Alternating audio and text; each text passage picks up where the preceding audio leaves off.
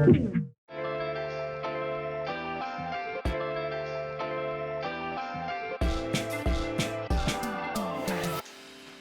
and welcome back to Mind Over Matter, a TV show all about mental health. And today we have a great guest with us today. He's a great friend of ours, to be honest, for many years. And you'll know him as the superstar extravaganza from the X Factor as well. Good friend of Simon Cowell's from the past and also in the future. But yes, we have some things to find out about Stevie and his travels in mental health, haven't we, Zahra? We have indeed, and you know, Stevie is such a great guy, and we're going to find out a lot about him today that you've never known before. No stone will be left unturned, as Stevie will discuss about his trials and tribulations through mental health. Absolutely. So where did we begin with you, Stevie? How did it start off when you were a young Wow. star? Or? Where do I begin with this? This is, for me, I mean, because I'm used to being on that chair, you know, and interviewing you two, so this is like a bit of a vice versa thing for me now. So I'm going to just sort of kind of go from the beginning. Okay. So, you know, I suppose when at school I was a bit of a, I suppose a bit of a lonely child really. I was talking to Ria earlier and I kind of related to her, a bit of a misfit. Yeah. And I was, you know, I find it hard to fit in. And one of my friends always said to me, he goes, Steve, when people meet you, they're either going to love you or be confused by you. Yeah. And for me, that is so true, because at first people are, oh, I'm not sure about him. And then when they get to know me as a person and dive deep into me and they go, oh, he's all right, I quite like him, he's lovely, I love him, yeah. So it's one, there's no in between, you're either confused or you love me. A bit like Marmite, you love me or hate me kind of thing. Yeah. So I when I was a kid, I was just literally growing up and I didn't know what I was doing, and it wasn't until I was 15 years old. I was 15 years old and I was in a production of Grease, my school musical. Okay. And I played Kaniki and I sang Go Grease Lightning, burning up the corridor. And it was brilliant, brilliant. I absolutely loved it. Everyone said I should be Danny. From then on, I thought, this is what I want to do in my life. I want to be a performer, I want to be an entertainer, I want to be on stage for a living and make people smile and happy. So that's what I've done. So this is where it gets interesting. So at 17 years old, I got into an acting school in London, a very well-known acting school in London. At 17 years old, I was the youngest possibly in the country to get in a 3-year actor course. Unheard of, really. You've got to be 18 and above, or at least have some life skills. I got in through just talent, not because of anything else. I had to dance, I had to sing, I had to act, a whole lot. Anyway, got in.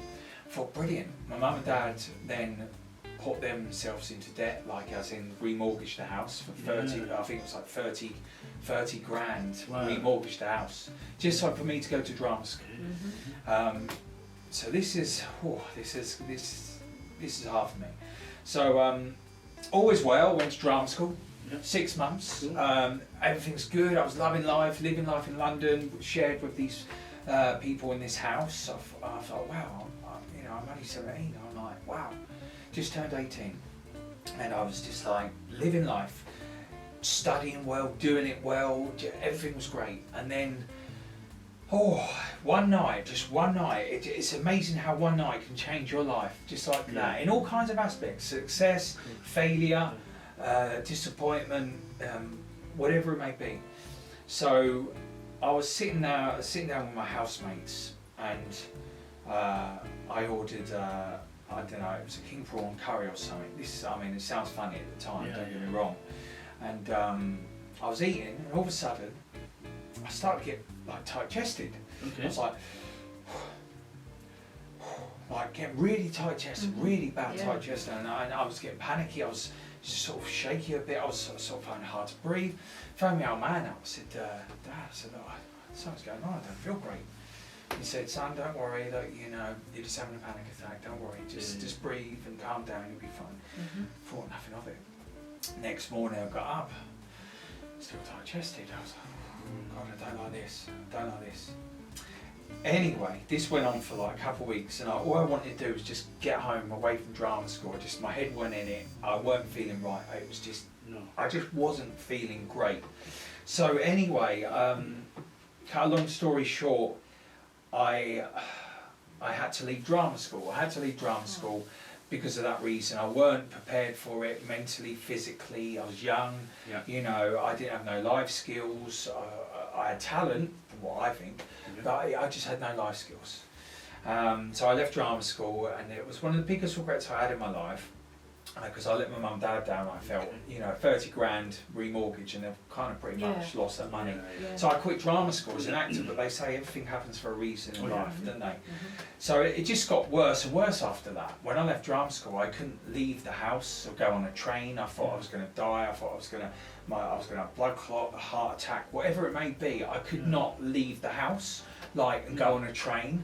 So I had to work, so I just went at work to like 10 minutes up the road in my town, and it was just, I cannot tell you how gutted I felt that I left and everything, and I just realised that I had a bit of a mental health issue, so I had to go to doctor. So I went to doctor, and doctor prescribed me these, I don't know, some sort of pills. I don't think they were happy pills, but they were more kind of to calm me down, to relax you, like that, and to stop my heart from beating so quick. But every week, without fail, I used to go and see the doctor. I've got this wrong with me. I've got that wrong with me. I've got this wrong with me. I've got that wrong with me. So anyway, so right, I'm gonna recommend you for a counsellor, you know, a psychiatrist or whatever it was. So I was like, okay. So for a year, I went to see this psychiatrist, and I explained what's wrong with me, and she said, yeah, you've got mental health problems and panic attacks, I think she said, and anxiety as well on top of that. And you can imagine the anxiety, all three really. I was like, what's going on? What is going on? Yeah, because they do come in hand, don't they? The all three. All three combined, and you can imagine how that is. It mucks your head up. So a whole year, and I didn't have the confidence to go out anywhere, even going out on a nightclub to sit with my friends. I just wanted to go home. I wasn't enjoying it. I couldn't enjoy it because I thought, I'm gonna die. I'm gonna have a heart attack. You felt safe behind closed doors. Behind in my house with my parents, it's like a safe haven.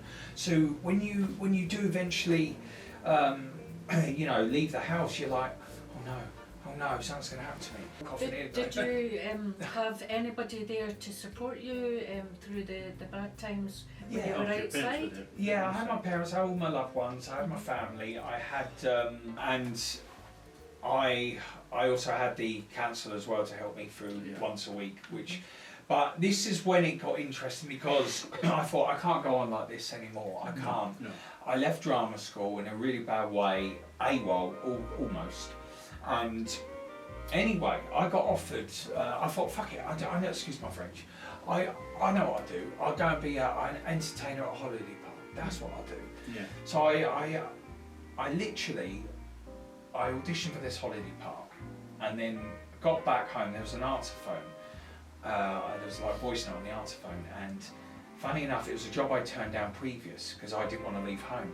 Anyway, this is a job for, I called for Stevie. We wonder if you want to do a summer season at Pontins this year. And I said to my parents, look, I've got to do this. If I don't do this now, I'm always going to be never leaving home. You're going to be stuck in a rut. Basically, trapped in my own head.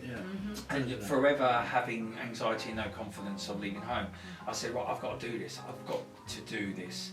And so I took the plunge, and believe you me, I went there, I took the plunge. It was so hard for the first 2 months, obviously being away from home and not knowing really many people at that camp. It was great, it was so hard, but you know what? I found peace within myself. I got confidence back. And if it weren't for Pontins, I still say this to this day, if it weren't for Pontins, I would have never been in the position I am today. So that call was vital towards your health. Absolutely. And it saved you as well, didn't it? It did. It absolutely saved me, because otherwise I would still be in the same position. So Pontins saved my life, my confidence.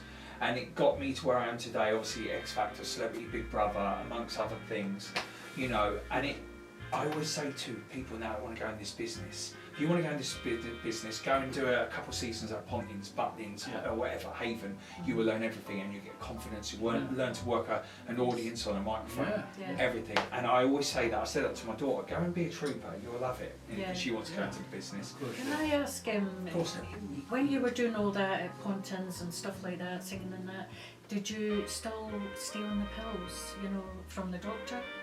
I come off like all that kind of calm pills. I literally, in fact, I almost jacked them in as soon as I went to Pontins. I thought I'm not gonna do this anymore. So yeah, that's pretty much my story in a nutshell. It's amazing how things can change in a night, but also in a day when you get a call which you need to do what you need to do. Yeah. So now I'm, touch wood. I mean, don't get me wrong, no one's perfect. I have my issues still, but so I'm do all you good. feel like you went down the right path, though? You know when you got offered that and you went down that path because it led you on to other opportunities, didn't it? Yeah. In the end. Absolutely. Though I went back to drama school 2 years later at a musical theatre college, and I passed. I'd done a whole year, no problems at all. Passed with merit because I've always wanted to be in a musical. Something I've never done yet, but not West End anyway. So that was pretty much me, and now I'm here with you two. Yeah. I've done a bit of presenting earlier. I'm doing bits and pieces. And your mindset is focused on everything you want to do now. You've got the goals set in motion, and that's the most important thing. Absolutely, 100%. I know what I want now. I know what I need to do. I'm 43 years old. I'm not getting any younger. I'm getting older and uglier, if anything. So watch this space. Well, you're a beautiful guy, and we loved having you as much as you've loved having us. Lovely This too. is Mind Over Matter with Zed, And Zahra. and of course, a great friend and our guest, and our co-host as well, Stevie Ritchie. Gosh. God bless. And the thank X you for Factor guy. sharing your story with us Thank you very today. much. Thank you very much, guys. Stay tuned for more on this fantastic channel. This is Mind Over Matter, episode 6.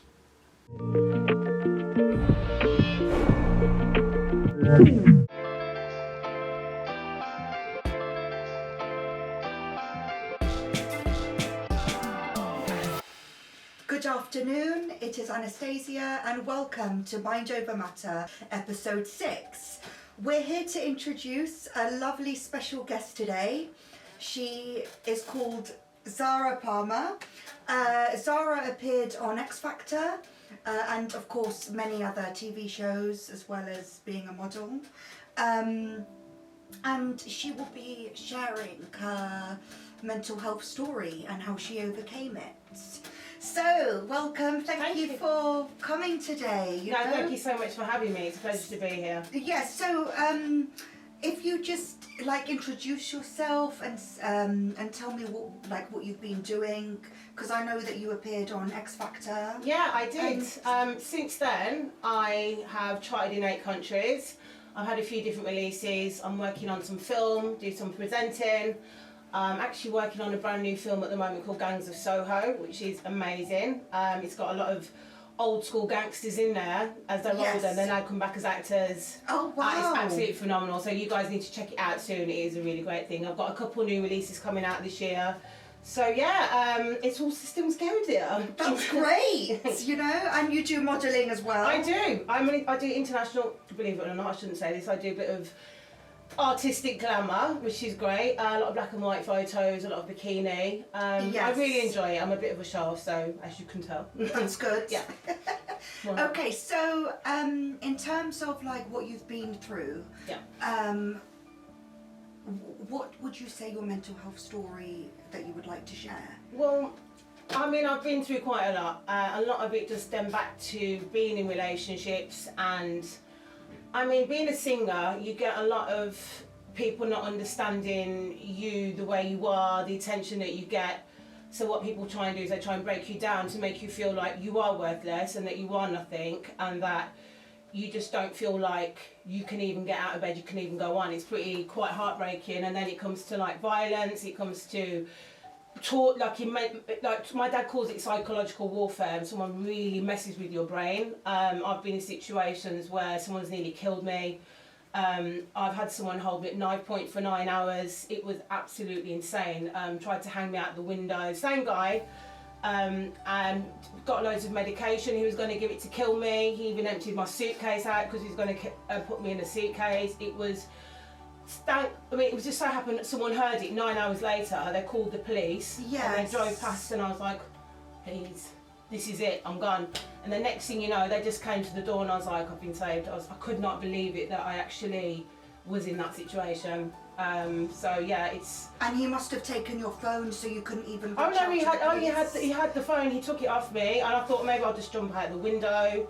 It was like something off a movie. It does sound like it, yes. Terrifying ordeal. He broke my nose. He stripped me naked. I mean, he did some really disgusting things, and it was just like that. I managed to survive that.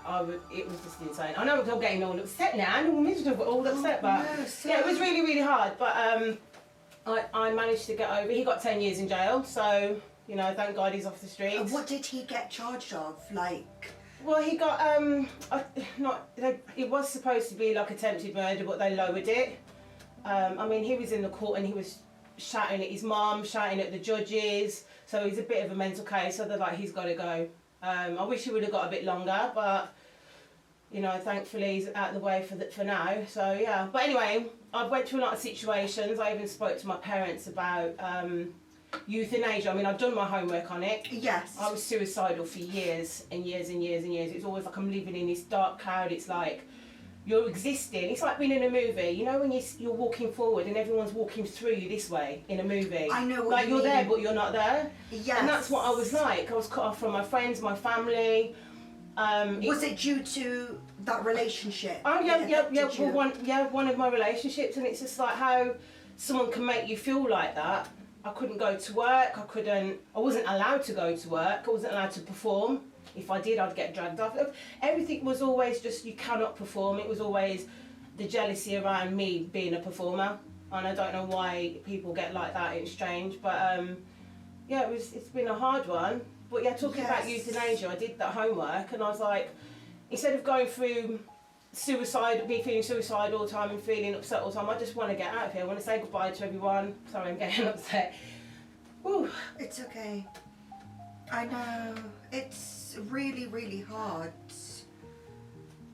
But you're so strong. Yeah, I know I am. So I look back and think, how was I that person? Yeah. Like, do you know what I mean? How could I have even let someone do what they've done to me? It was, you know, nearly kill me. Like, it's insane, absolutely insane. But I wonder. You thought your life was ended. Yeah, exactly.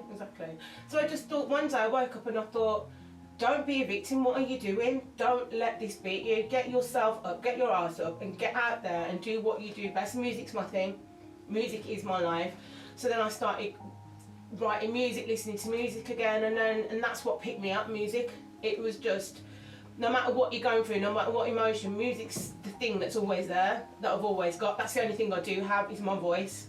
Do you know what I mean? I've got my parents, obviously, at the time. So it's kind of like when you sing, you're kind of releasing... That emotion, yeah. It's a way of, yeah. Yeah, it's a good bit of therapy, a really good therapy. It's like you write about how you feel, you sing it.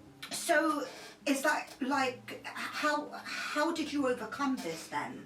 Is it through singing? Is it through talking to people? No, talking to people, I'm not really a talker. I am talking to you now, but I mean, I never called mum and go, Mum, you know, like I never did all that. I just felt like I was on my own, and you get shut off, so you shut yourself off. So really, I was my own worst enemy, spending every day in bed, couldn't go out. And I just thought, let me just write about how I'm feeling, because I can't keep living like this. And then I knew that there was something missing. It was music. So then I started writing music, and and that's what it was. And did you take any medication? Oh yeah, no, I tried. I did try that because I had bad anxiety, post-traumatic stress. I think and I feel like I could never sleep. I was always crying every single day, and that kind of helped calm me down. And I thought, I don't really want to live taking tablets for the rest of my life. Can't do that. No, exactly. But they kind of stopped me thinking, so I was kind of floating around like on cloud nine. I don't want to be floating around, but also I want to think but not overthink.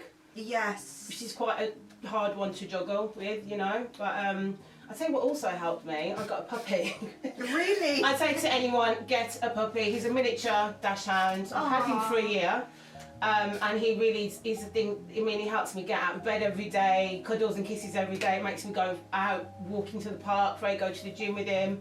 It's they keep you busy. Yeah, well. he does. Yeah, after you've got something else to look after. Whereas if I was on my own, I'd probably spend most of the time like being miserable. Yes. But the funny thing is, my landlord was like, "Okay, well, he's got to go now," and I was like, "I've had him for a year," and he's like, "No, he's got to go." So I'm just trying to figure out that one. I was like, can't take my No, that's my life. Yeah. Yeah, it's been really hard. Like, someone's looking after him. Like last week, he's had him now for a week. And I'm like, I don't understand how I can have him for a year and then you just say he's got to go. When that's the one thing that's helped me, you know. Exactly. So yeah. So is there anything else that you would like to share about or what happened or? I mean, it's all quite similar. I seem to have the same pattern.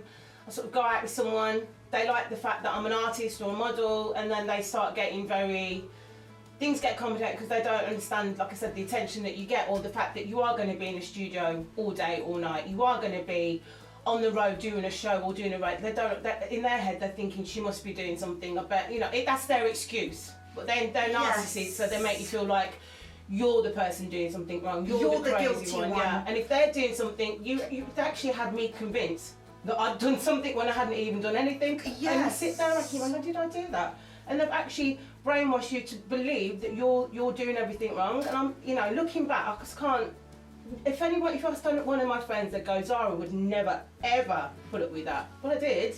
I absolutely did. Because they can see your vulnerability and they take advantage of that. Yeah, I'm a very, very strong character. Very strong. But when I'm in love, I let that wall down and I love maybe too much. Yes. What I realise now, I'm you let your guard down. Oh, too much. Now I'm like, listen, I love myself. Take me, if you don't like it, that's it. But then I'm like, oh my God, it's almost like I worship the ground they walk on. Why? You should worship the ground I walk on, dear. You know? Yes. Or equal. It's got to be equal, hasn't it? But yeah. But yeah, you need to love yourself more than you love them. Yeah, exactly. But that comes with experience and time. And it comes with experience, time, practice. Yeah. Yeah. Yeah. And it's all to do with the mind as well. It's very, very, your mind is a very, very dangerous thing because once someone gets into that, it is. Yes. I mean, I've got friends that can just switch off. I can't switch off at all. It's a constant, ongoing thing, and I'm always wondering, why is this and why is that? What's that? You know, it's a constant thing. It's a battle. So, like, do you prefer singing more than acting then? Oh no, yeah. You would say that. My life is like, I'm a bit of a joker in general. I like to do accents. I like to do things like this, you know. I'm always doing bloody something stupid, you know what I mean? But it works on screen. That's why I do acting. But singing is definitely, it's my passion, it's my heart, it's my soul. It's like it's in my DNA. It's like I live, eat, sleep, breathe that. Music, especially listening to music and also writing my own music and then seeing it.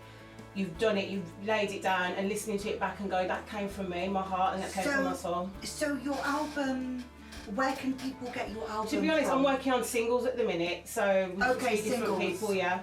So you can check them out. You can also follow me on Insta, Zahra Palmer, aka The Body. Yes. And I've got a lot of things on Spotify, Amazon, the usual, Vivo. Cool. Yeah, there's a lot of things out there. So would you consider going on X Factor again? Oh my God, if I had the chance to go on X Factor now, I 100% would. When I was on it before, I'm going to tell you a story actually. I was in an abusive relationship then and I was just about to go on stage and my boyfriend at the time, he's like, there's no way. Sorry. Yeah, it's... He was like, there's no way you're getting through. Yeah, so I just went on then. I was so nervous and I was like, I can't believe this should have been mine. And on the way back, I think there was a guy there from One Direction. My mum knows his mum and dad, Liam. So we was in a taxi together. He got through, but I didn't. And I kept thinking, I've got to go back to this now. All because of what he said. That I've ruined it. He ruined it for me. Do you know what I mean? Yeah. Because I just couldn't be myself. Normally I've got this big voice, big personality. Because they knocked your confidence down before performing, and that's not what you needed. Yeah. You know? But if you were to go on it again. If I went on it now, I'd be like, right. It would be a lot different. I would absolutely blow them away. Like, I've my confidence back. My voice is even bigger. It's powerful. Yes. It really like has an effect on people. It's like a big diva voice, and I love that. Yeah. If you compare it to then, like when you hear me sing today, when you compare it to then, Compared to where you were yeah, there, you'll be like, it's now. two different people. Yes. Totally two different people, and you can see it. But I didn't want to give them the story because they like the story. I didn't want to tell them this is what I'm going through. But if I just thought I don't want them to look at me like I'm weak. Do you know what I mean? I know what you mean. Yes. So yeah. Okay. Well, that was really emotional, but empowering Yeah. to hear. Also, get a puppy. Yeah.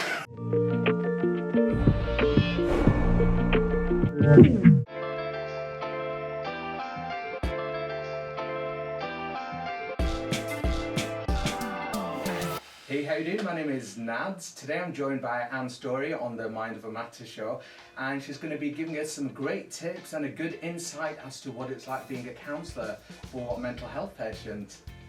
Welcome to the show, Anna. How you doing?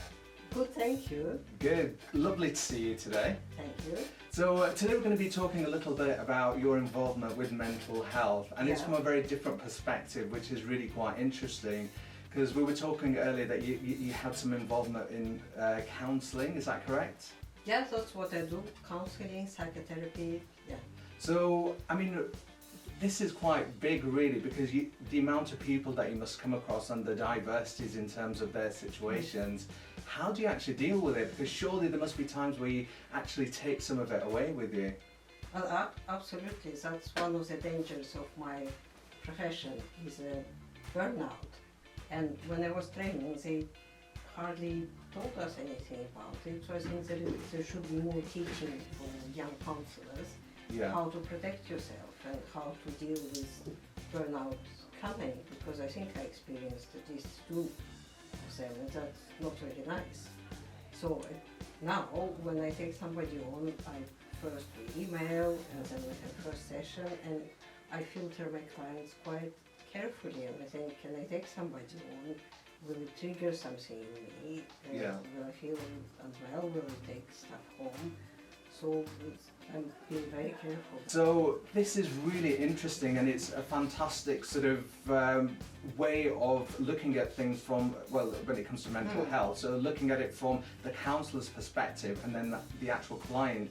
And I can imagine in your job it must be a real tough one. So how do you actually deal with kind of separating yourself, or if you couldn't separate yourself, then how do you kind of manage to juggle and balance it all? Yeah, you're absolutely right, because I am a counsellor, but I'm also a person. Yeah. And sometimes I am a client, and sometimes I have therapy, I have a supervisor who's helping me, and sometimes I need therapy. So there are two people in the room. And the biggest problem is that they don't, when you train as a counsellor, they don't really teach you about it enough. They teach you how to help somebody, but they don't teach you how to look after Deal with yourself. So it's Yeah. kind of learning on the job. Yeah, Yeah. unfortunately, yeah. That's quite heavy. So how did you initially deal with it then? So when you were thrown in this situation where you're dealing with someone who's come to you for help, how did you actually deal with that? Well, it was quite daunting because sometimes I had, when I was starting, I couldn't choose my clients. I was just given somebody after initial assessment, and I could get quite hard cases, somebody being suicidal, and I had the feeling that I have to rescue that person, I have to save them, that's my duty, and that's not right. Yeah. It's not correct. We are here to do work together. So sometimes any person is not quite capable to do the work, he's not ready, maybe he needs medication, maybe you need to work alongside psychiatrist, and this person is not suitable to be a client of a psychotherapist. So you have to be really, really careful. So would you refer them to somebody else then? Yeah. Yeah. Yeah, I know people whom I can refer people to, so after initial sessions sometimes I can say maybe we are not suited to work together, you might need something else, and here are the possibilities. So, you know, for example, if you're dealing with somebody who's gone through, you know, the worst of these events in their life, I mean, you know, you're talking to these people, you're trying to kind of, you know, ease them into this conversation and build that kind of relationship as well. But I mean, there must be times when you go home and it must be preying on your mind like crazy. Well, if it happens, you have to really look into it and think why it is like that. There must be something must be triggering something in your life story. Yeah, And then you have that's to very go to your interesting. supervisor and talk about it. Because otherwise, you usually just leave your work at work, and that's how it should be. You could sometimes think about your clients, but more from the point of how are we going to go forward, Yeah. etc. But not something stuck in your mind. All right. That's not right. So let's look at two situations then. So if you could give an example of one of the most extreme situations that you've dealt with, and how that kind of progressed. Well, I had quite difficult, of course, not naming any names and changing Yeah. details. I found quite difficult working with anorexic presentation because I wasn't told about it, but you do need to work with a psychiatrist. It is quite complex, and the person who was seeing me wasn't telling me the truth, and I got really involved in that, and I felt emotionally drained, and then I kind of caught myself in it, and I stopped and went to my supervisor, and he really helped me deal Yeah. with it, and then I referred the person to appropriate services. Sure. So what would you do then in that kind of instance if you were dealing with that kind of situation in order to kind of, calm yourself down, bring yourself back to a level, what, apart from obviously, seeing your colleagues and managers and so forth, what else did you find helped? Well, quite often I have therapy myself. I dip in and out. I don't have continuous therapy. But Yeah.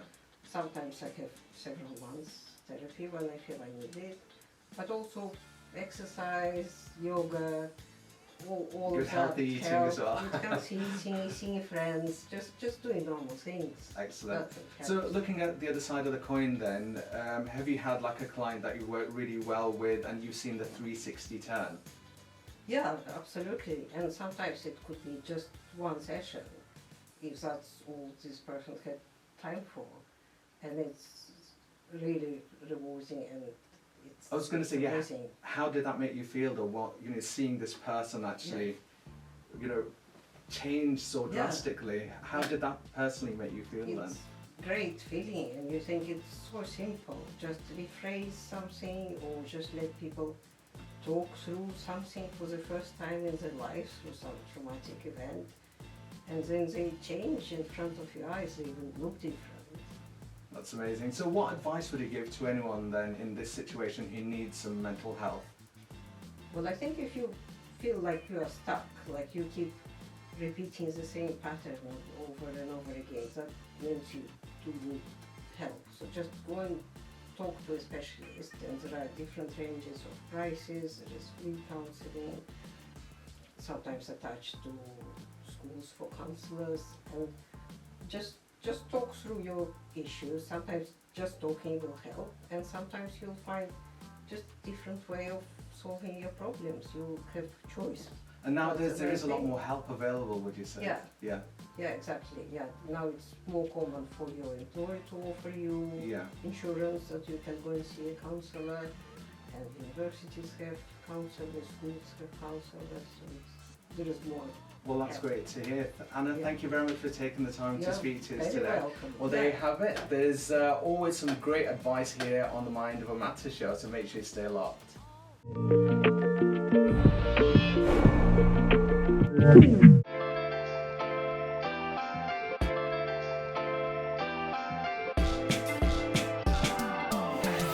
Hi there, how you doing? My name is Stevie Ritchie, and this is episode 6 of Mind Over Matters TV.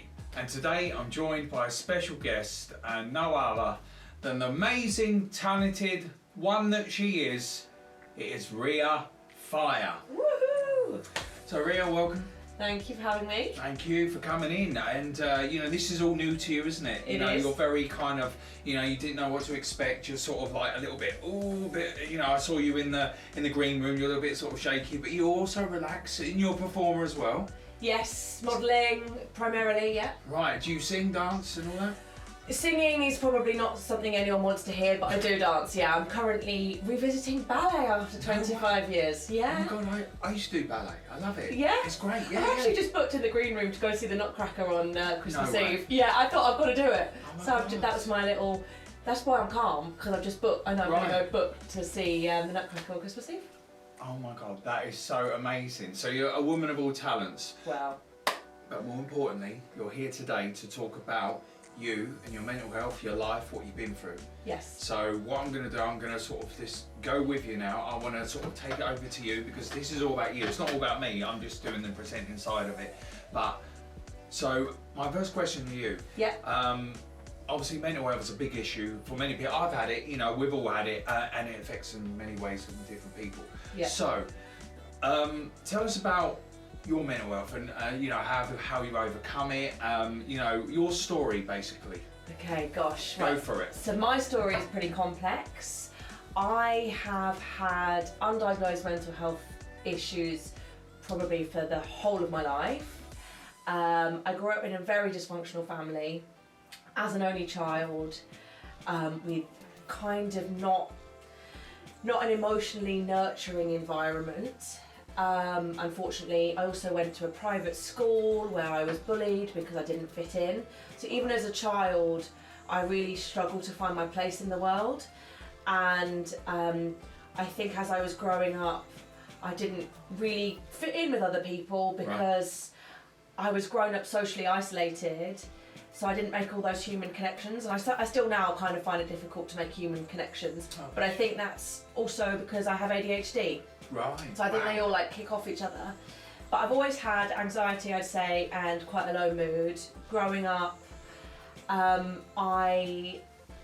oh gosh, so my grandma died unfortunately when I was younger. Oh, perhaps. And she was a big rock for me. And when she died, that's when I had my first really, really depressive episode. I was put on antidepressants and given like baseline talking therapy. I didn't really connect with it, and I was so young. I think I was like 14. I didn't really, Very young. Yeah, but like I said, I'd struggled before. Right. Because I was always a misfit. Yeah. Yeah. I never really felt comfortable in my own skin. I didn't fit in with the posh people at school because I went to a private school. But then because I went to a private school, I didn't connect with the kids that were like on the streets in the area that I grew up in. So yeah, I found my childhood quite difficult. As I said, I was bullied quite viciously at school, at that private school. And then my grandma died, and that's when I got put on the antidepressants. And kind of from then on in, I think as I went through and matured and through puberty, and you kind of start understanding the world a bit more, I realised the world's not a very nice place. No, you're right. So I was diagnosed with clinical depression and anxiety when I was about 14, 15. Wow. I've been on and off antidepressants pretty much since then. I had some very traumatic experiences with a group of friends, which are kind of unresolved. I didn't seek therapy for. I didn't really know that there was therapy out there. That really impacted my life in a very, very negative way. Basically I was sexually assaulted. Oh my gosh. And like I say, TMI, full disclosure here, but No, it's part of my journey, so Yeah. I think it's worth including. And I didn't get taken seriously by the police, and then you feel even more I was already isolated. I felt even more isolated, and I became physically unwell then because the mental health was really. I didn't have like a stable. I don't know, like. My head was messed up, so it started messing my body up in a big way. So I now have Crohn's disease and ankylosing spondylitis. They're two autoimmune diseases, which I've now found out speaking to psychologists and psychiatrists, is probably as a result of constantly being in fight or flight mode as a child. Right. My nervous system was constantly Fired up and down. it was adrenaline, so it really impacts. So now I've got these autoimmune conditions. So my physical health started taking a beating. My mental health, again, hadn't really been looked at. We live in a society where, as a woman, you have these expectations of you. You've got to get married, you've got to have kids. Pressure, yeah. Do you know what I mean? Yeah, you've got to have a totally. good job, Yeah. you've got to have kids, but you've also got to be a high-flying businesswoman. So I basically did as I was told at school. I was a really good girl at school because I wanted to get a good job. I thought I needed to tick off all of these little achievements in life. Cool. Yeah. And I got married when I was 27. 27 years old. Yeah, Wow. and he was a lovely guy, but I was very broken mentally, very broken physically as well. My physical health was really bad. But I married him because he was a nice guy, not because I loved him and wanted to spend the rest of my life with him. Right. Being in that marriage, I expected that marriage to be like, well, that's the goal that everyone is striving to achieve. I got there and I was still mentally incredibly unwell, and I was actually the most physically unwell I've ever been. And I kind of took a long hard look at this isn't right. We weren't good for each other in the relationship. I was trying to get out, and the marriage ended. It needed to end. We weren't suited to each other. We kept on arguing. Yeah. I was trying to push him away. I didn't want to be in that relationship, but I thought that's what's expected of me. So when the marriage ended, my whole place in this world imploded because I'd no longer ticked off the marriage, you can have kids, all of thing, and I was sectioned. I was very, very, very mentally unwell. I spent 5 weeks in a psych hospital. I was diagnosed with BPD, which is actually in question now. They don't think I have BPD. This is one of the things, the struggles I think I faced with mental health, is it's so particular to that person. You can't do a blood test to say, well, you've got this mental health condition. You can't do an x-ray and say, well, therefore you're suffering from this. It's all very situational, and they overlap a lot. So I was diagnosed with BPD, and I was given lots of help to put myself back on my feet. And I was so relieved once I got over the shock of being out of the marriage and letting my parents down and letting myself down, and I'm now no longer a woman because I'm not married and all of this. Once I got over that, like the mist lifted, I got really vibrant. I went back to work, and then COVID happened. Yeah. I actually found COVID to be very therapeutic because I didn't have to go and be in front of people. I wasn't working at the time. I was on a career break because of the breakdown and the divorce and all of that. Yeah, a lot going on, yeah. It was a lot going on, but then I went back into my financial services and had a very negative experience and had another breakdown. Wow. I know, honestly, like, how is she still smiling? You are like going through the wars. I had another breakdown, and it was really, really, really bad again. The worst one, like worse than the others. I wasn't hospitalised, but I kind of knew, because I'd been hospitalised before. I have a community mental health team. I was immediately sent to a psychiatrist. I was given lots of support, probably not the right support, but there we go. I knew what to expect. I'm going to be honest, I was suicidal for the second time in my life. Oh my God. But I understood what it was, and I had the reference that I got over it before, so I've just got to ride this wave. I had to change my working situation, and as part of going through the mental health team then, they said you don't have BPD, which is borderline personality disorder. Right. I was having nightmares, I was having flashbacks, I was having full body like hallucinations. You actually have PTSD, complex PTSD. You don't have BPD. We now think you have complex PTSD. Here's loads of meds, do all of this stuff. Wow. And that all, as I say, my work situation completely changed this summer, and I'm on a journey. I've completely left that financial services career behind because, again, that wasn't an environment that was good for me. So now I'm pursuing my dream of being a model. And wow, fantastic. I'm divorced, proudly divorced now. I'm still on my mental health journey, but show me a human being that isn't. Do you know what I mean? We all are, Ria. We all are in life. You know, everyone goes through it of some kind. You obviously more than others, from what you've told me. It has been a journey, but I think the reason why I found it so difficult is because of the expectation of what a society should be as you as a human. Yeah.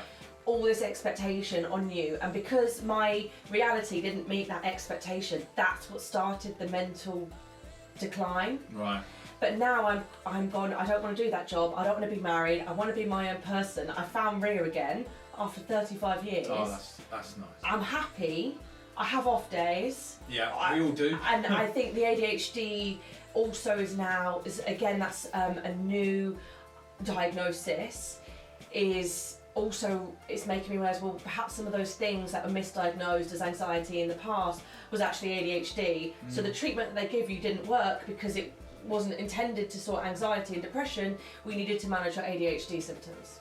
Wow. So long story short, that's where I am. Do you know what? I mean, just hearing all that, I'm just like hearing everything. It's a lot to take in. I know, right? It is. So how long have we got? You know, but I can't imagine how how you felt at the time.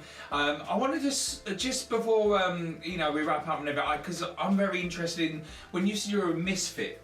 You said you're a misfit. Did it all begin when you were like a teenager, when you were at school, where you just felt you couldn't fit in anywhere? You felt like a bit of a kind of a lonely soul, a lonesome kind of soul? Yeah, so I've always, so I was an only child, so I didn't have any brothers or sisters to bounce off of. Right, no So brothers. I kind of created, in my household, I was the only child. So I did everything by myself. I played by myself, I had a dog, so I spoke to the dog, I played with my teddies. I didn't have anyone else around me to kind of bounce off. Right. So I just went with what made me happy. As I say, I had a very difficult childhood, very, very dysfunctional family life. Did your parents love you and, cuddle with you, hold you, support you? Not in a way that would have been nurturing for a child. They did what they did and they did what they could. Right. And I don't want to take that away from them because they also came from troubled environments. And unfortunately, if you don't recognise that you're a troubled person, they say, don't they? Healed people, hurt people, hurt people. Yes. That is very, very true. And I like that. I like that saying. Yeah. I actually never heard of that. But Have you never heard? I've never heard of it ever at all. But now you've said that, it rings bells, doesn't it? Well, for me, for you, for everyone. Yeah. So wow. My mum was very hurt as a child. So unfortunately, she didn't have the awareness, and she kind of treated me how she was treated because that's all she knew. She didn't go, hang on, is this the right way to treat a daughter? Anyway, it is what it is. So I grew up quite isolated. I went to a private school, but my family weren't posh. So I didn't have the funds to go horse riding at the weekend. I wore crap shoes from the cheap shop where they were walking around in kickers. They'd all got designer bags. I'd got like some crappy high-tech bag. So I immediately visually didn't fit in. I didn't fit in their social circles. And I was really clever. The one thing that I lost myself in is school. That was my escape because home was awful, being bullied was awful, but I'm going to be the best I can possibly be at school because sod you all, I'm going to throw myself into that. And I was really clever. So because I was really clever and I just stuck out like a sore thumb. And I left that school when I was 15. Again, a big incident happened at the end of when I left that school. Big incident. And I left, went to a different school, a boys' school. So I am a girl. Well, were you the only girl there? I was one of, so it was a grammar school. Right. I wanted to study government and politics. Oh, wow. And none of the other schools in the area did government and politics to full A level. So you could, if you were sporty or if you were good at drama or if you were good at like technology, it was a big grammar school. So you could go and in sixth form, the girls, if you excelled at sport, it was where the rugby team, so it's Northampton. So it's big rugby town. Northampton, yeah, I know it. Yeah, so if you were good at sports, you went into Northampton School for Boys. You did technology, they had a technology lab. It was a really big thing. Wow. But I wasn't any of the above, I just wanted to go and do government and politics. So I was one of 25 girls in my year. No way. And to be honest, I loved it. My grades took a massive dive. Oh dear. But that was the first time I saw what it was like in the real world. I wasn't in a posh school where everyone was driving their Ferraris to work, getting their helicopter landing on the roof. No, I'm exaggerating, but do you know what I mean? Yeah, of course. With me and my little stick and my little bundle on the back of it, trudging along in a blazer that was 6 times too big. I fit in, And actually I left home at that time. I left home when I was just turning 16 because home was awful. At that time... You've got such a lot of life skills. Do you know Ria. what? It's just gone mad. Like, you have lived the life of probably like an 86-year-old I have. right now. And how old are you now, you say? I'm 35. 35. It seems like she's living on till 86. Ria, so just to wrap up, what is next for Ria Fire in the next year or two? What is your goal before we wrap up? My goal is to... Well, I'm now pursuing the modelling career that I've always wanted. So I am going to be getting an agency contract. I'm sure of it. I'm manifesting it. I've just... yeah, I'm going to make modelling my full-time career. Brilliant. And I'm a Samaritan. Oh, wow. I have to give back. And I'm also considering doing a job in mental health as well. Oh, well, you know what? Great advocate for it, because obviously you've been through a lot, and no doubt people will watch this and can relate to you in some sort of way and go, wow, she has just been through so much. Ria, thank you so much for joining me today, and here, of course, on Mind Over Matters TV, episode 6. Please keep on following and keep on supporting, and if you've got a story, why not come on our show? I've been Stevie Ritchie, this is Ria Fire.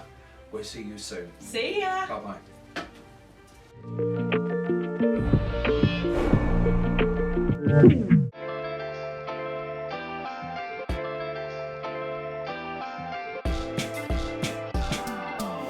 Hello, I'm Lisa, and today I am interviewing Jez. Hello, Jez. Hi there. Thank you for coming on the show. Today we're going to talk to Jez about a time in his life where mental health had a big impact on him, and we're going to see how he overcome that, which obviously, you know, we would like to help others. Tune in and listen to the interview. So, Jez, the time in your life, you know, when you feel that mental health had an impact, was there any trigger to what happened? Well, when I look back, when it first became apparent, it was I was the sole earner for a family of 5, and it felt like there was a lot of pressure on me at that time, and because with the work that I was doing at the time, there was that added pressure on that. So what I found when I thought about mental health at that point was that there was a feeling that you didn't admit to those issues. Yes. You sort of said, oh yeah, I'm fine, it's okay, when everyone asked that question. But I did have an experience when I was struggling at work, and I'd stepped outside and a colleague had come to me and said, are you all right? And I said, no, I'm not all right. And that actually felt like it was quite different to how people reacted at that point, and that felt like it was a bit of a turning point where I actually was able to talk about some of those issues a bit more. So, you know, that was the first start for me. Yeah. But I did go and seek some help medically, and I was prescribed with some antidepressants. And I was able to move on, and it was actually taking that action at that point that actually moved me forward at that time. Because it is very hard, isn't it, to actually admit that you aren't fine, you know, and yes. I get that quite often. People say, I'm fine, yeah, I'm okay. They just don't want, it's almost like some people feel embarrassed to say that they have any mental health issues, or they're not coping, you know, day to day. But, you know, it's good to open up, isn't it? Did you Yes. feel like something had lifted from you when There you was, actually yeah, admitted? that's definitely true. It felt like there was a lift at that point because I'd broken the cycle, because Yeah. it was all bottled up at that point. I'm not saying that it was a smooth road from there on, and in anyone's life there's going to be peaks and troughs.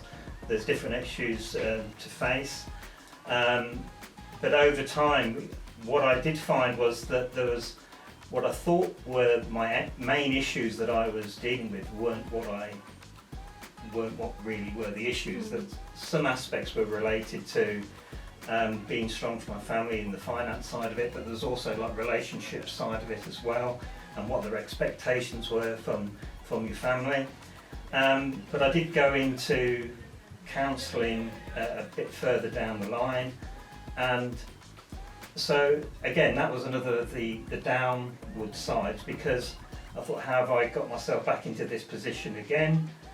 But that again, felt like it was another stage of the process because I was able to talk through what was going on.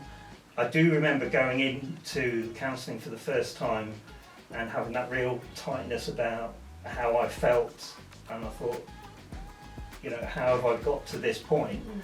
And then talking it through, actually I was able to have that understanding that, you know, there's different things at play here, that there are relationship issues that I needed to deal with, and being able to break that down and think about it a bit more really helped. And one of the interesting things about that process, I did have there was a comfort blanket of that counselling for a while, and the way that support works is that there's always other people that need that support as well. And I wanted to keep it for myself for a while, but I thought there's people following me, and I had to sort of open up and give them that opportunity as well. I thought, okay, I feel like I've moved on sufficiently to take the next step for me to allow the people behind to get support as well. And I thought that was important. Yeah, and as you were talking to the counsellor, did you come out with things that you didn't realise were affecting you before? That Yes. Through talking, Yeah, they came to the forefront of your mind, actually, yes, that was affecting me too. Yeah, but I mean, the relationship's part of it, as I say. It's like when I was in the office, I thought, why are people being off with me? Why are they not talking to me? But it transpired by having conversations, and a lot of it is about conversations and speaking to people that these things come out. That, no, but I was backing off because of the way that you were being with me, and it's things started to make more sense when it was like that, and it allowed me to start to work on those aspects of my life, so that okay, I can now see where that was an issue. I can start to work on those to actually build those relationships up again. Okay, I'm not exactly where I want to be yet, and that yet is an important thing, because that means that you're looking forward rather than basing everything that's gone on previously as being a negative side. You can sort of look forward and try and think, this is where I am now, but this is where I want to go. And it's good that you sought that help. I mean, not everybody feels okay to go and, you know, seek help or actually talk to anybody. So part of this show is, you know, we want to get the awareness out there.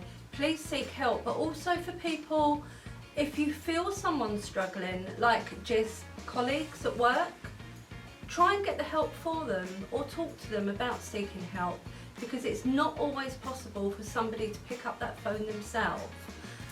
You know, so the show, you know, it's about obviously talking about all different aspects of mental health, but the awareness out there, the awareness for other people. Look at the people around you, look and see, is that person acting differently? Is that person speaking differently? Try and ask them what's wrong. They may close up, but you may be able to get a feeling that they do need that little bit of extra help, and, you know, just support them, be there for them. Yeah, and I think one of the good things that's happening more and more in, certainly in company culture these days, is that they are bringing in wellbeing teams. The company that I work with at the moment, they do have members of staff that are given wellbeing training, and they're there to support people if they've got any issues. There are aspects about that there could still be a barrier where, well, it still feels a bit too close, but it's being that person that's ready to listen, and it's not being judgmental. It's sort of saying, okay, just talk to me. I'll sit with you if you want to unload in whatever way you want to do. I don't need to necessarily say what my opinion is of your situation, but if you want my advice or my support, then I will give it in any way I can. And it's just being there for someone, and I think that's what most people need.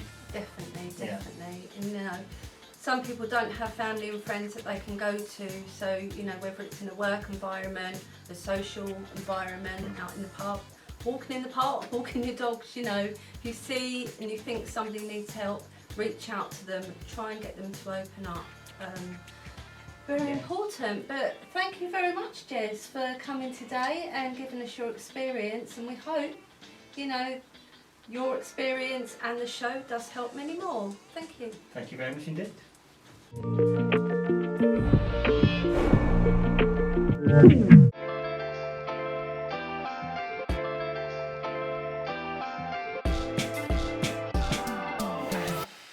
Welcome to Mind Over Matter, episode 6.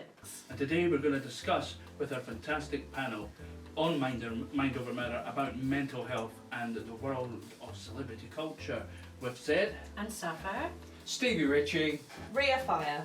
Today we're going to talk about the celebrity culture and what it's done to people who have suffered from mental health. There's been a lot of lives lost from people who starred in reality TV shows and even the people who have hosted them. And Stevie, you'll know yourself as well.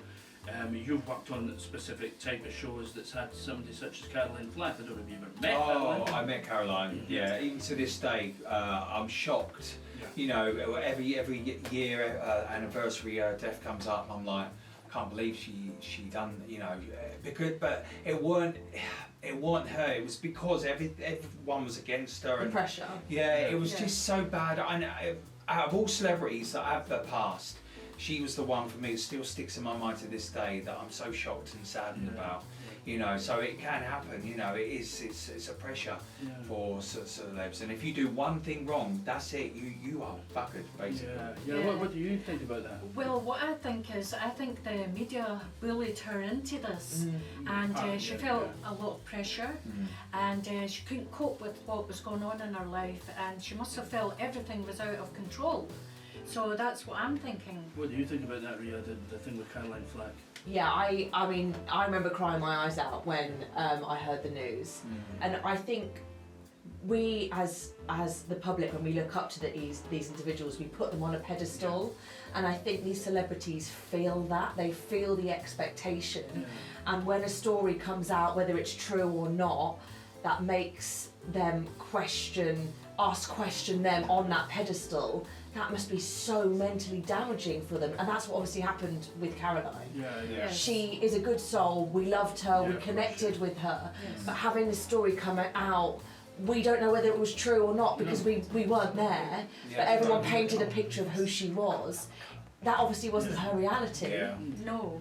But the thing is with things like this, with social media and the media, they try to make it our business. It's a media circus. And then and you get the trolls and the evil The people. haters, yeah. Yeah. But they've contributed to that woman going downhill. Oh my God, yeah, 100%. definitely. You know. I think the media can be very cruel at times, you know. They want to get into people's business and absolutely ruin them, you know, and they could be the loveliest people on earth, but they don't care as long as they're selling the papers and that. And this poor girl, you know, she didn't stand a chance, you know, they were like wolves at her door, you know. Yeah. I mean, when she lost her Love Island job, that was it for her. Because that was her that's baby. Yeah. That was her one thing She was that she Love loved. Island. Yeah, Yeah. she was, and that was her passion. That was her one thing that was just taken away. She felt she had nothing. And you know what? You know, for me, I loved her presenting that show. Yeah. She just had everything. She just had that ability to connect with all the contestants and people at home. And she had a long career ahead of her, put it that way, she and did. that's a fact. And talking about Love Island, there's been a lot of suicides from as well. Very true, yeah. Through the mental health. Do you feel? I mean, we've starred in TV show. I don't know if you've starred in TV. Have you been in a TV show? I'm getting there. Yeah, well, you're on this one. You won't be bullied. Upcoming model. Yeah. So, well, the three of us, we've done all this sort of stuff. Do you feel like that you get the right sort of support when you leave the show, or do you think it's all a pile of BS and you know they just leave you to get on with it? Because these kids took their lives, you know. Yeah, I know. I mean, when I was on X Factor, I had a lot of care and you know looked after. But when I finished the show, it was great. I had nothing to say. Yeah. I mean, there's a lot of contestants that have been on previous X Factors. Yeah. The contestants they've gone, oh, there's no this, no that, And I've never knocked the show, because I'll tell you what, for me, that opportunity to be given by Simon and the team, the producers, I will forever be indebted to them, because they didn't have to give me that. I could have given it to Tom, Dick and Harry, but they didn't. So for me, the care was great, but there are some shows on TV that, right, that's it, goodbye, see you later, bye-bye. Yeah, well, what I think is there isn't any duty of care. You know, basically, it's like you say goodbye and that's the end of it. Yeah, no follow-up call to see how you're getting on or anything, you know. I mean, basically, some of the shows can be a shamble, you know, for some people, and they can't cope with it at the end of the day. Their life's basically, they're going back to a job, you know, at the end of the day, and they're just feeling like used, I think, you know, that for them. I mean, we've been, the two of us, we've been from one show to another, and it's been sort of like that roller coaster. Yeah. And you can suffer from a health experience, and you get emotional, you miss your home, etc. That could go worse for the younger people. You understand? And it can go that way. You've had experience of mental health problems yourself. I have, yeah.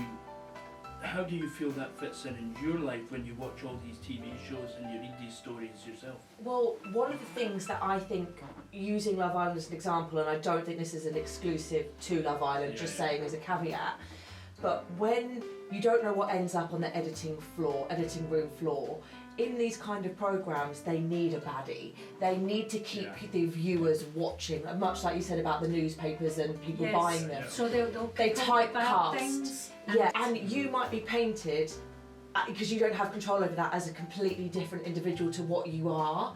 Yeah. And sometimes you're set up, especially within the Love Island, I would say, set up to fill a character role. They're getting cast, didn't they? Yeah, exactly. They're building a cast. I think, and much like you said, duty of care, you can see that happening. You need a baddie, you need somebody. Those types of TV programmes need these characters to, even though they're reality TV, if you are typecast as something you're not, and you come out and public opinion is against you, that would absolutely crush you, because you know who you are as a person, but you've got Joe Public who thinks you're some kind of twisted individual or psychopath.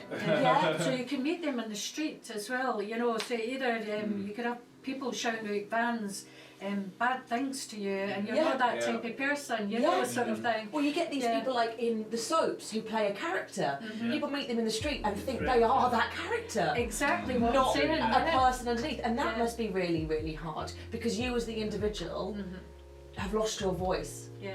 So I do feel sorry for like actors out there and people in reality shows, because a lot of them are really good people out there, and as you say, portrayed as bad people.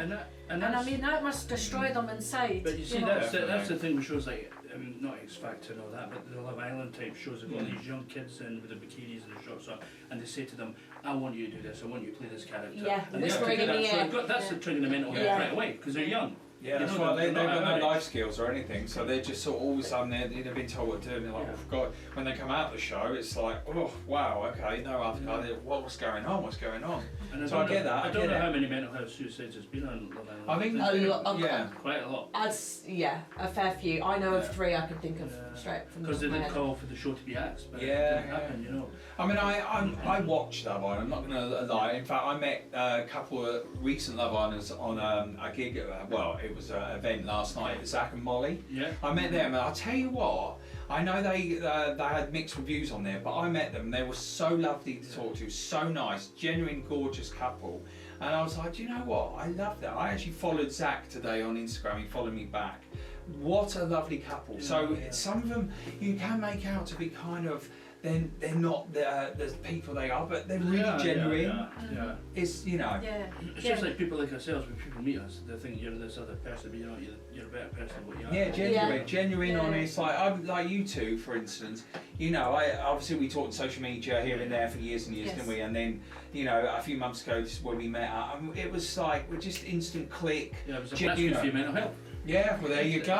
There you go.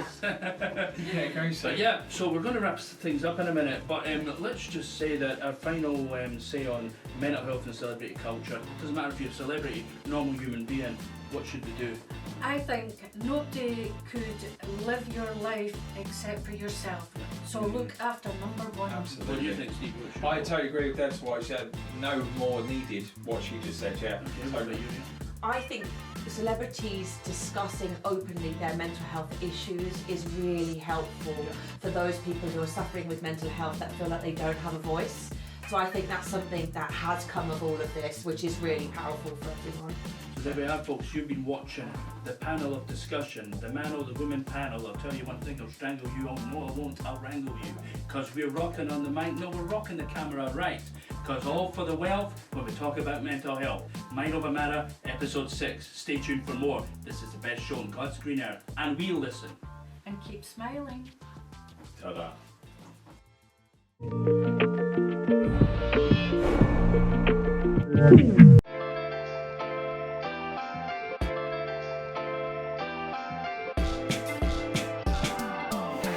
Right, welcome back. My name is Claire Commons, and today my guest is Simon Pryor, and we are going to be talking about medical marijuana and how it has helped him in his mental health journey.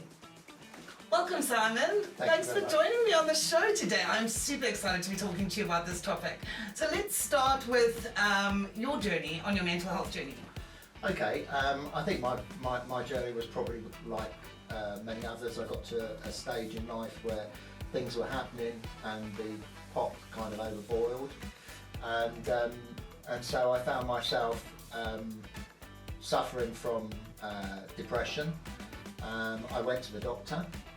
The doctor referred me to a psychiatrist, and then I was diagnosed with generalised anxiety disorder and depression, but generalised anxiety disorder being the main thing, and I was given medication. So I was put on medication for an amount of time, and then that was it really. So the medication worked. It took me out of a situation that I could, get myself together more. But like most people, what you do when you go on this medication, you then think about, I'm coming off the medication. Well, some people don't think that they're going to come off. They think they're going to be on them forever. Well, that was my fear. So what I did, I kind of like came off my medication far too quickly, and failed. But one thing I saw when I came off this medication, I was on venlafaxine and pregabalin, high doses, that there was a severe withdrawal, a real severe withdrawal, which wasn't just days, it went on into months. So anyway, I came off, failed, and then went back on. But when I went back on, I thought to myself, I really don't want this. I don't want to be on these pills that I'm so dependent on. So I was wondering what I could do, and that's when I explored on the internet medical cannabis. Alrighty. So what made you think of medical marijuana? What had you heard about it that made you go and look on the internet? Well, I think that everyone was talking about CBD, and lots of people have said this was really good for sleeping, for lots of things. So I'd used cannabis recreationally when I was younger and sort of grown out of it, as most people do. So I got to the point after reading about it, that cannabis could be helpful. So I went to the black market and just brought, and I found that it did help. So what I decided to do, I was going to contact a clinic. I contacted the clinic. You go through a consultation. I mean, what we have to remember is that the NHS can't prescribe this. These doctors are not permitted to prescribe. But we have 40 cannabis clinics in the UK, which cover Jersey, Guernsey, Isle of Man, and these doctors are licensed to prescribe. Yeah. So once you do the initial consultation, you have to demonstrate certain things, and I'm not 100% clear, but you have to demonstrate that you've tried 2 medications, you have to demonstrate that you've had a diagnosis, and all those things I had. So sent all the information to them, and was told, yes, you're eligible for a prescription of medical cannabis. To go into what you got, let's just explain to the viewers what is the different types. So I know you get CBD, you get THC, so let's break that down for them. Okay, so I can't profess to be an yes, expert, but from what you so I don't want any sort of to comments, but what how I understand it, the two parts, the CBD and the THC. The THC, if you look at it, that's, I call it like euphoria. So that's the element that has you, that can make you, if you take excessive amounts, high. The CBD doesn't have that same effect. It can be calming, but you won't have that euphoria. And then you will have, so that's the difference really between THC. THC, euphoria, CBD, not euphoria. And then within that, you have strains of marijuana. We have sativa and indica. Now, you see, this is like, when we were younger, weed or cannabis, whatever you want to call it, was very different. You didn't have these different strains, Exactly, right? yeah. It's totally different. So some people may be watching thinking, oh yeah, it was a real downer, made me just sleep. It's not like that these days, right? No, I think, and I was reading, because I tried to read a little bit about it, but there's no such thing now as a sativa or an indica pure, because we have done so many hybrids that now that's where they are. So what these growers are doing, they're growing marijuana for specific needs. So there's a lot of strains out there that are good for, or people have found that have been useful in their illnesses. And just to give you, because I just wanted to show you, so it actually legalised. Well, it was able to be prescribed in 2018. In 2019, there was 242 patients. In 2022, 106,000. And in 2023, 250,000. And they think by 2024, we're going to be at probably 400,000 patients that are being prescribed medical cannabis. So interesting. Okay, so we're going to come to what you use shortly, but what I just wanted to also just chat about was that it's not just used for mental health, right? So you mentioned other illnesses. So what are the other sort of illnesses that people could maybe approach their doctors to help them with pain medication or various different things? I think that there is a whole host of illnesses that people can take medical cannabis for. Anxiety, depression, pain management, insomnia, stress. The list is endless. There's a lot of medical conditions that will be, but the list is endless of what it can do. I mean, my focus has been on the mental health, anxiety for me. So what did you end up getting from the clinic? From the clinic, you have your consultation and you talk with the doctor about your symptoms, about what you find, and then they tend to initially steer you towards the strains that they think are good for that, and usually they will give you a strain for the day and a strain for the night. And the strain for the night normally is more indica based, because if you look at sativa is energizing mind, and indica is relaxed mind, so that kind of gives you some idea. So they prescribed me 2 strains, and I tried them, and then we went back and I tried again. Then I researched, I looked, what other people had success with, and then I kind of found the strains that work for me. Yeah. And so this is not like you're sitting there smoking this like all day and all night, right? This is like, so just so people don't think that that's what this is. So how do you smoke it? Like, and how much, and when you say you take it in the morning, you take it at night time, like how much is that? Well, I think it's like anything, tolerance is one thing. So you have to find out what is right for you. I mean, I think it's like 0.2 of a gram they put on the pot, but you're not permitted to smoke it, so you can't combust. So it's not. So it's in something similar to a vape, like this, it's a vape. right? You can use a vape. Well, that's what you have to use. Yeah. A vape. But it does come in other forms as well. There is cannabis oil that's for sale. So, which goes under that the tongue. would be more like, not oral, like a vape. Oral, yeah, so there's oral oil. Oh, okay. And then they do have also, there are cartridges, like cartridges of oil. Yes. And Yes. they're particularly effective. They work out more expensive, but they're particularly effective if you're in areas and you don't want people to smell cannabis. Yes. So they're pretty scent-free. But yeah, so there's quite a few products out there. And there's lots of vapes. People, they have their own opinions on vapes, but there's medical vapes that are licensed over here in the UK as well. In South Africa, this is, growing you can grow your own amount of cannabis in your own home, and it's obviously not for sale. Do you think that we'll ever, in the UK, we'll ever get to that point, where these sort of things are legalised? I think that if you look from in sort of 4 years, that we're going to be 5 years, we're going to be at 500,000 people. Yeah, that's showing how much it is a thing. And I think that also, if you look at 40 clinics are now licensed to provide, that shows you that it's going in the right direction. Whether they'll allow people to have a certain amount of plants for their own, which is kind of like what they do in other parts of Europe, I don't know. But I think probably in the end we will end up like the States. That but it's not all parts of the States though. Is that it? I know California. California, it's legal there. Yeah.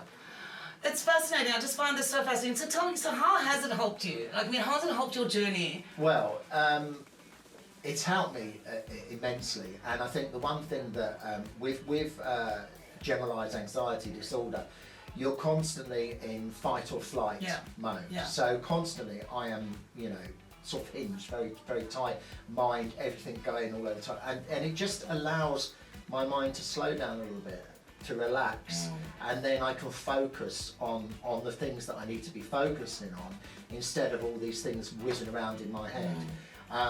And it's been really good, it's been really good. As you say, I'm not like smoking it all day. That's what some people may think, right? So that's what I wanted to be clear. It's not I think there probably are some people out there that use their medical cannabis like that.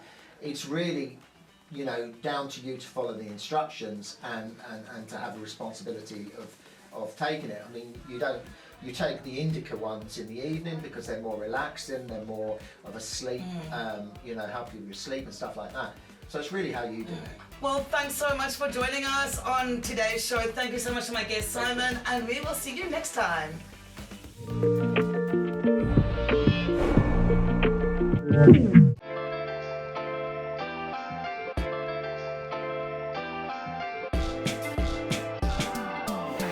Hi, welcome. I'm Fiona Watt. This is Mind Over Matter TV, episode 6. Today we are discussing mental health, and on this segment specifically mental health and motherhood.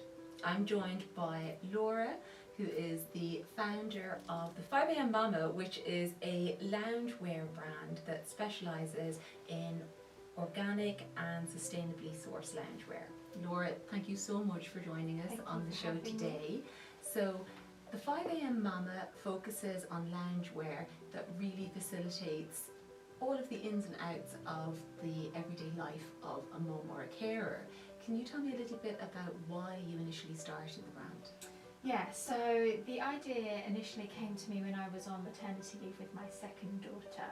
So after I had my first daughter, I felt very alone in how I was feeling mentally. I wasn't prepared for feeling anything other than love and joy after I had a baby, and everything I saw on social media at the time was so glossy and perfect, and everyone else seemed to have it together. I just felt like I was completely alone in how I was, coping with those first few months of motherhood. So second time round, thankfully I felt a lot better, but still very sleep deprived. Yes. And when I was getting up at 5 o'clock every morning with my daughter, I was thinking to myself, I don't want other mums to feel how I felt the first time. I want to put something out there that makes people feel like a sense of togetherness and like they can relate to what I've been through and what I'm going through now. And on that point of when you talk about putting things out there, I've noticed that how you brand the 5am Mama, your marketing strategy is always so community focused. It's really inclusive, supportive, very humorous, always very real. So why did you make that conscious decision to market your brand in that way? That was a huge driving force for the whole idea from the brand, to be honest, is that I wanted it to be that relatable content that mums would see and just resonate with, and it would give them a boost and make them feel like you know, that they were going through similar things, and that they could share it with their friends and feel kind of connected to the brand in that way. So yes, it is a loungewear brand. Yes, we make really cute mum and kid matching sweatshirts and pajamas, but there's so much more to it to that. Then there are elements of motherhood that can be very isolating. As wonderful as it is, there are 3 a.m. feeds and yeah. So I think one of the things that I really wanted to get across was that, you know, if you are doing a 3 a.m. feed and you're wearing the pajamas, you can look down and know that you're not the only one who's awake at that time. You're in the club, you're in the 5 a.m. club. Exactly, and there's no better feeling of when you are sleep deprived and doing a 3 a.m. feed, sending a message out on maybe your mum's WhatsApp group and getting replies immediately because everybody's going through the same thing. Exactly.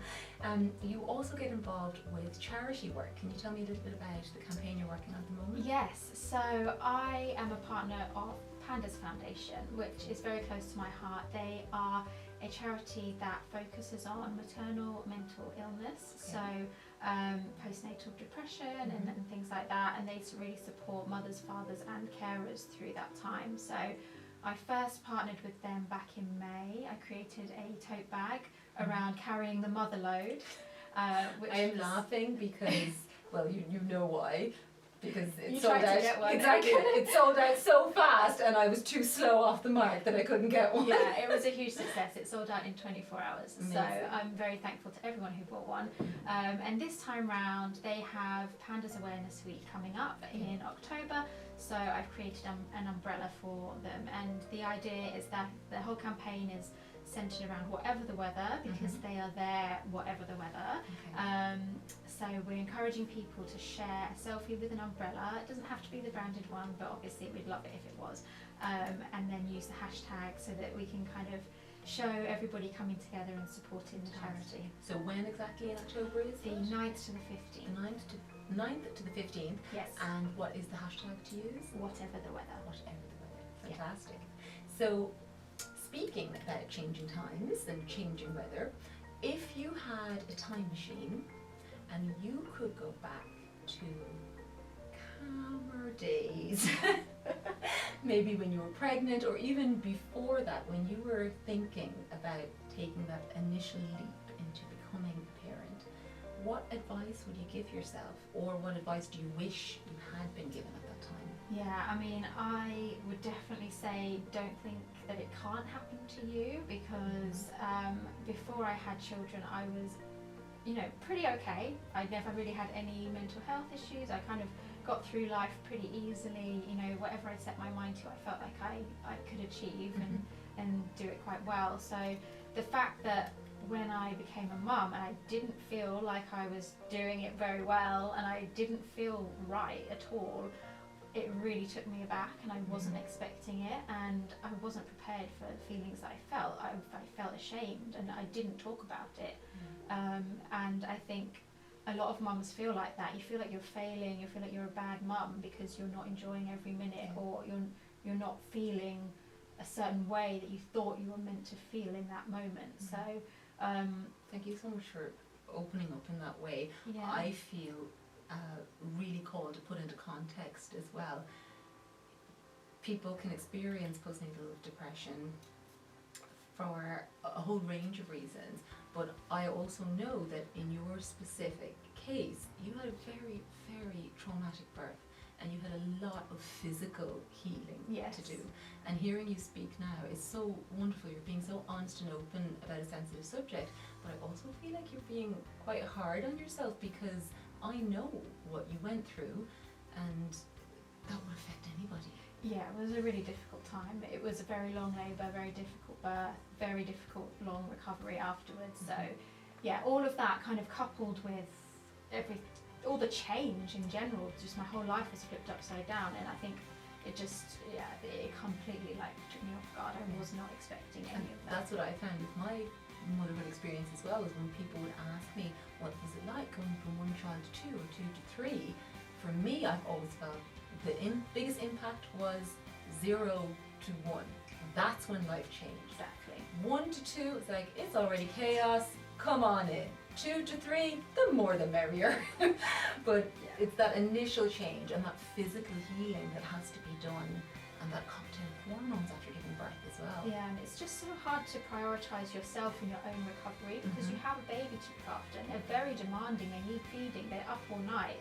It's not easy to catch up on sleep. I remember, you know, I just wasn't prepared. I said to my husband that we did more research before we had a dog than we did before we had a baby. We just did not consider any of this, and yeah. I think that leads me really nicely into the last question I wanted to ask you is, during that whole time, well, it's ongoing, it's forever. Once you have children, you're a parent and a carer forever.